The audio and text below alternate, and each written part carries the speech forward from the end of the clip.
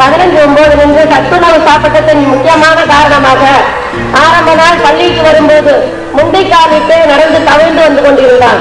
இப்பொழுது 6 மாத காலமாக, முதலில் 3 மாத காலம் செலுத்தை பிடித்து நடந்து கொண்டிருந்தவன் இப்பொழுது தானாகவே நடந்து பள்ளிக்கு வரும் அளவுக்கு ஆகிவிட்டான் என்பதால் அது சத்துணவு நாள் தான் என்பது நிச்சயமாக மிகையாகாது. சத்துணவு சாப்பிட்டத்தின் பலனாக இத்துடன் 10 குழந்தைகள் இது போல் நடக்கிறது என்பதை பெருமையுடன் தெரிவித்துக் கொள்கிறேன்.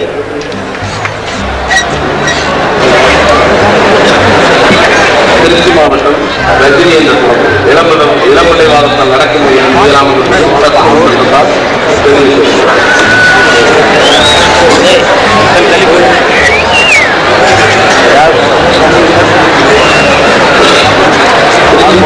புவனேஸ்வரி ராமு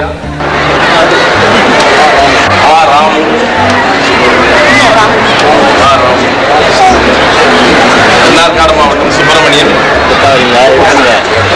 தென்னார்காடு மாவட்டம் முபாரக்,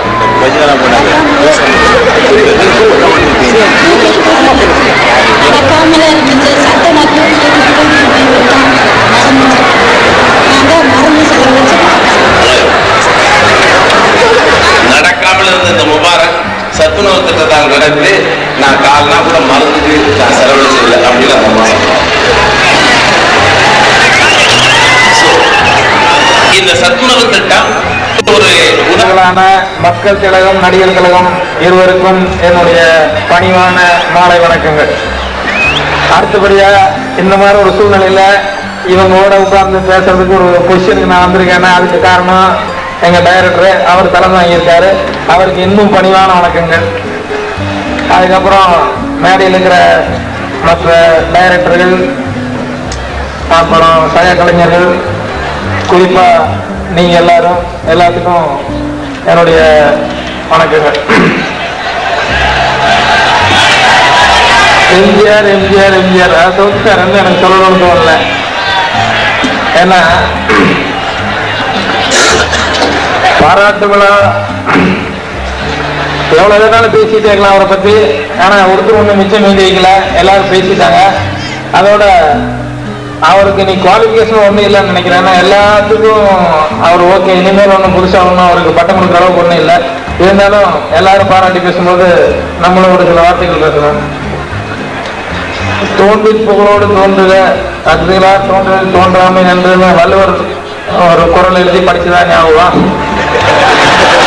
அதுல பிறக்கும் போது புகழோட பிறக்கணும், இல்லைன்னா பிறக்காம இருக்கிறதே பெட்டர் அப்படின்னாங்க. அந்த மாதிரி பார்த்தோம்னா இன்னைக்கு ரொம்ப கஷ்டம். ஏன்னா எத்தனை பேர் புகழோட பிறக்க முடியும்? சின்ன பையனா இருக்கும்போது சேர்ந்து விளையாண்டுட்டு இருப்போம். எங்க வீட்டுல பிடிச்ச என்ன படம் நடிப்பாங்க. இல்லைன்னா போய் சாரா வியாபாரி பையன் கூட சேர்ந்து விளையாண்டுருக்கேன் அப்படின்னு. அவங்க அப்பா பண்ண தப்புக்கு அந்த பையனுக்கு வளரும் போதே பேர் சாராய வியாபாரி அப்படின்ட்டு. அந்த மாதிரி கசாப் கடைக்காரன்னு அப்படி சொல்லுவாங்க. அந்த மாதிரி தோன்றி புகழோடு தோன்றுங்கன்னா இந்த காலத்துல ரொம்ப கஷ்டம். ஏன்னா சாதன மகன் எப்படி இருப்பாங்கன்னு சொல்ல முடியாது. அதனால பிறக்கும் போது எப்படியோ பிறந்துடலாம். அதுக்கப்புறம் கொஞ்சம் புகழோட இருக்கணும். அதுதான் ரொம்ப அதுதான் சிரமமான வாழ்க்கை. ஏன்னா ஒரு சிவாஜி சார் இருக்காரு, அவரு சன்னு பிரபு ராம்காரனா கொஞ்சம் பெருமையா சொல்லிக்கலாம், சிவாஜி சார் சன்னு அப்படின்னு சொல்லிட்டு.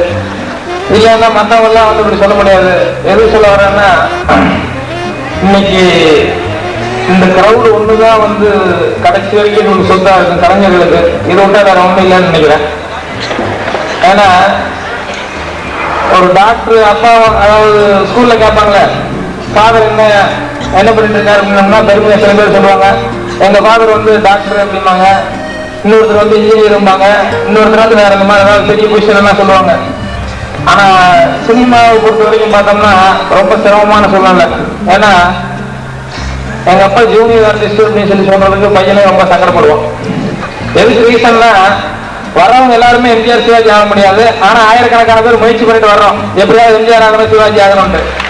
ஆனா எம்ஜிஆர் சிவாஜி 2 பேர் தான் இது வரைக்கும் ஒருத்தர் இல்லை. எனக்கு தெரிஞ்சு ரொம்ப நாள் சினிமாவை பத்தி பேசும்போது எல்லாம் எம்ஜிஆர் சிவாஜி தான் 2 பேர் தான், வேற யாருமே பேச மாட்டாங்க. இப்ப நாங்க அப்படியே அவங்க கொஞ்சம் அப்படி கேப் விட்டு நாங்க எல்லாம் வந்திருக்கிறோம். ஸோ இங்க சினிமாவுக்குன்னு படையெடுத்து வரோம். ஒரு நாளைக்கு சென்ட்ரல் ஸ்டேஷனுக்கு கிட்டத்தட்ட ஒரு 1000 பேர் ஏற்றாங்க. எல்லாரும் எம்ஜிஆர் ஆகணும் சிவாஜி ஆகணும்னு தான். சான்ஸ் கிடைக்காதவங்க நிலைமையெல்லாம் நினைச்சு பாருங்க. கடைசியில் அவங்க என்ன நினைப்பாங்கன்னா ஜூனியர் ஆர்டிஸ்ட் அப்படின்னு. பையனை வந்து ஜூனியர் ஆர்டிஸ்ட் அப்படின்னு சொல்லிட்டு ஸ்கூல்ல வந்து உங்க அப்பா என்னடா ஜூனியர் ஆர்டிஸ்ட்னு சொன்னோம்னா மரியாதை இருக்கலாம் ஒரு மாதிரி கீழே இப்படி பார்ப்பாங்க, ஜூனியர் ஆர்டிஸ்டா அவங்க அப்பா அப்படின்னு. ஏன்னா எல்லாம் வரும்போது எம்ஜிஆர் சிவாஜி தான் வந்தவங்க. அந்த மாதிரி இந்த சினிமாவில் வந்து எங்களுக்கு வந்து மிச்சம் என்னடான்னா கடைசியில் இந்த கிரௌட் ஒன்று தான். இந்த ஃபங்க்ஷன் வந்து இவ்வளோ பிரமாதமாக நடத்துறதை பார்க்கும்போது இன்னும் கூட ஒன்றும் பிரமாதமாக நடத்தினா பெட்டராக இருக்கும் அப்படின்னு. ஏன்னா கடைசி வரைக்கும் இது ஒன்று தானே, அதனால ஃபங்க்ஷன்ல தான் மிச்சம். ஆனால் செல்வி ஸ்ரீதேவி பேசுவார்கள் ஒன்று லைட் கிட்டலாம் ஆனாச்சு, டப்புன்னு ஷூட்டிங் எடுக்க ஆரம்பிச்சாங்க. செல்வி ராணா அவர்கள் பேசுவார்கள் கொஞ்சம் பேர் போயிட்டு இருந்தவங்கலாம் உட்காந்துட்டாங்க. ஸோ அந்த மாதிரி வெளியே பார்க்கறதுக்கு வந்து நடிகர் ஜெமினி கணேஷ் சார் சொல்லும் போது நடிப்பு வந்து எங்களுடைய உயரமா நினைக்கிறோம், நடிக்கிறதுனால உண்மை அது கிடையாது. என்னமோ வந்தாச்சு, வந்துட்டு பேர் வந்துட்டா உண்டு, பேர் வரல அப்படின்னா எங்களை விட கவலையான ஒரு பொசிஷன் இருக்கிறவங்க வேற யாருமே இருக்க மாட்டாங்க. அதனால இப்ப ஒரு சீஃப் மினிஸ்டர் ஆகிட்டனால பரவாயில்ல ஒரு பொசிஷன். இல்லைன்னா ஃபீல்டு விட்டு போனதுக்கு அப்புறம் அவர் நிலைமையை நினைச்சு பாருங்க. அவர் வந்து சீஃப் மினிஸ்டர் அவர் பிரமாதமான ஒரு பொசிஷனுக்கு போயிட்டாரு. அதுக்கப்புறம் சிவாஜி சார் வேற யாரும் இல்லை, அந்த அளவுக்கு ரேங்க் யாருமே வராதனால அவரே இருந்துட்டு இருக்காரு, அதனால பிரச்சனை இல்லை. ஆனா மற்றவங்க பொசிஷனா நினைச்சு பாருங்க, அவங்க 2 பேர் தவிர வேற யாருமே இல்லை. அதனால எங்களுக்கு இந்த மாதிரி கூட்டத்துல நாங்களும் போய் சந்தோஷப்படுது, எங்களுக்கு தான் இந்த கூட்டம் சேர்ந்துருக்குன்னு சொல்லிட்டு அவங்க சேர்ந்து நாங்களும் நினைச்சிட்டு, அதனால மேலும் இந்த மாதிரி நிறைய கூட்டங்கள் நடக்கணும், அதை நாங்கெல்லாம் கலந்துக்கணும். இன்னொரு 15-20 வருஷத்துக்கு இதே மாதிரி கூட்டத்தில் நான் இருந்துகிட்டே இருக்கணும் அப்படின்னா மார்க்கெட் இருந்துகிட்டே இருக்கணும்னு சொல்லி கேட்டுக்கிட்டு அதுக்கு உங்களுடைய ஆதரவு எல்லாம் தேவைன்னு சொல்லிட்டு அவர்களை பல்லாண்டு வாழும்படி 2 பேருக்கையும் வாழ்த்துறேன். எங்க டைரக்டர் தான் என்ன ஆலோசிச்சாரு, அதனால அவரையும் வாழ்த்துட்டு எல்லாத்துக்கும் என்னுடைய நன்றி வணக்கம். அமைஞ்சிருக்கும் கலைஞர் பெருமக்களே,